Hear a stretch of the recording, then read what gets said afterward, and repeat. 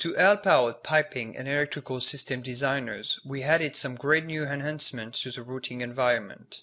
In SOLIDWORKS 2012, you can now create and output separate segments of the piping system, also called piping spool, directly within the software.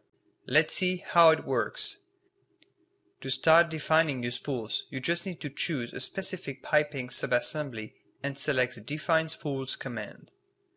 The creation of spools is really fast. All you need to do is collect the root segments to include. The inline fittings are automatically grouped in a separate selection box, as well as the flanges. In addition, you can always override the default spool name and change the predefined color. This gives you complete control over your design, enabling you to organize your routing-oriented content. You can also decide to specify one or more adjoining components by manually selecting them. Again, the process is really simple, and the spool assignments are easily made.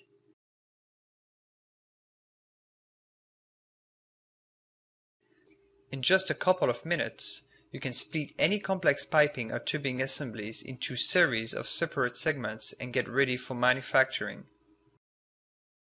The components and root parts belonging to the same spool are also automatically arranged in folders, so it's also easy to visualize, edit, or delete the spools directly from the feature manager.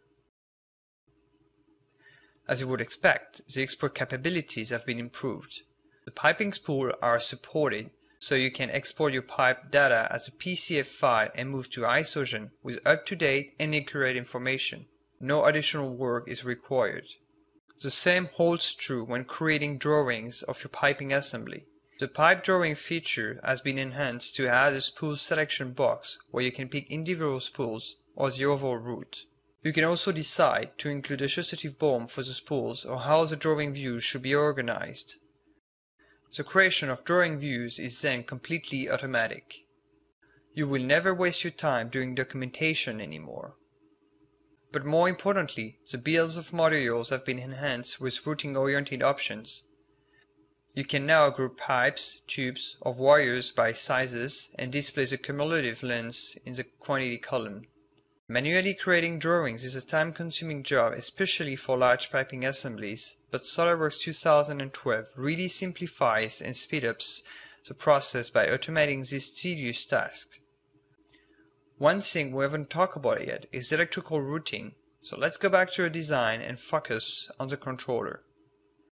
SOLIDWORKS 2012 introduces a new command that makes it easier to create splices in electrical routes. The splices can be added by splitting an existing route, but also by simply defining them in the from-to list used. As usual, the components to insert are displayed in the selection box. However, the splices are now listed as well.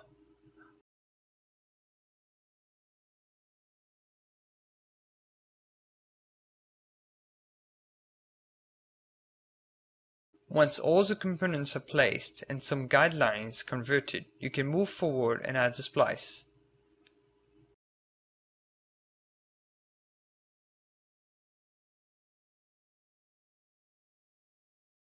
Now that everything is in place, you can just finish wiring the controller using AutoRoute.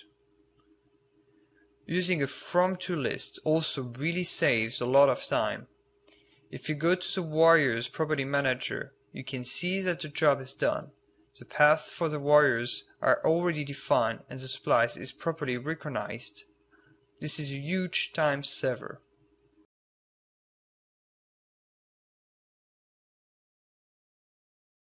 The new splice functionality also supports connector tables, BOM tables, and flattening. So you can be sure the information is accurate and drawings comply with the industry requirements.